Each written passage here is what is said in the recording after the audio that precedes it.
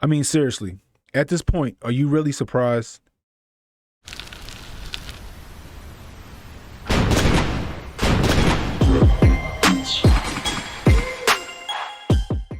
Even Dr. King's assassination did not have the worldwide impact that George Floyd's death did. So you know you done up when the social media platforms got to run interference for you. But you know what? I ain't even gonna do that to you. I'm gonna play your entire statement in context, and then I'm gonna still tell you why you wrong. Even Dr. King's assassination did not have the worldwide impact that George Floyd's death did.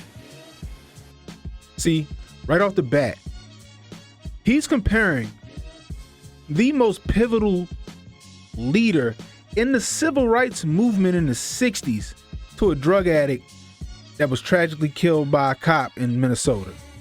I mean, do y'all remember the Montgomery bus boycott, the March on Washington, Bloody Sunday, the Vietnam War protest, compared to George Floyd's nothing. Let's continue. Because just like television changed the civil rights movement for the better when they saw Bull Connor and his dogs ripping the clothes off of elderly black women going to church and fire hoses ripping the skin off of young kids. That all those folks around the country who didn't have any black populations heard about this, but didn't believe it, but they saw it.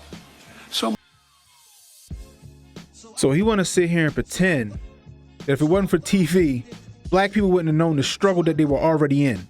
And that white folks, because of TV, all of a sudden started to have a heart when they seen us getting our asses whooped in the street.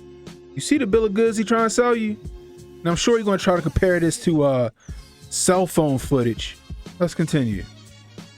I'll back up a little bit. Heard about this, but didn't believe it, but they saw it. So my point is that I think people are really realizing that this is a battle for the soul of America. Who are we? What do we want to be? How do we see ourselves? What do we think we should be? Character is on the ballot here. That's what this is about.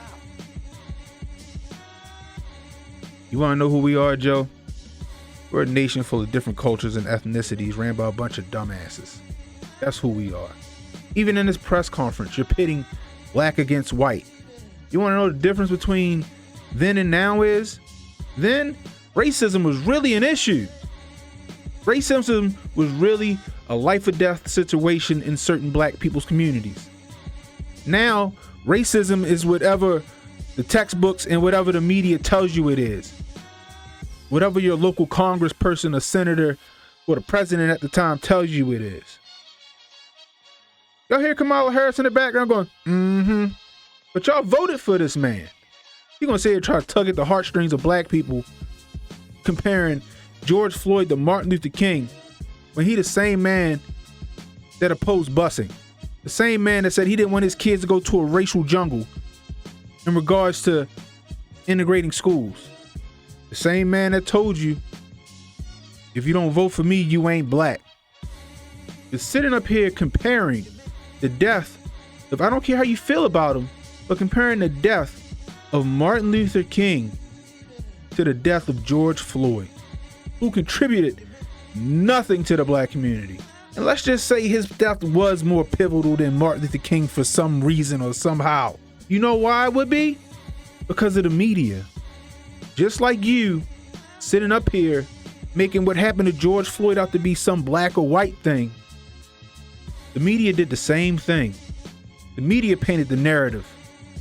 The media lit the fuse. The media threw that grenade out there, painted that narrative.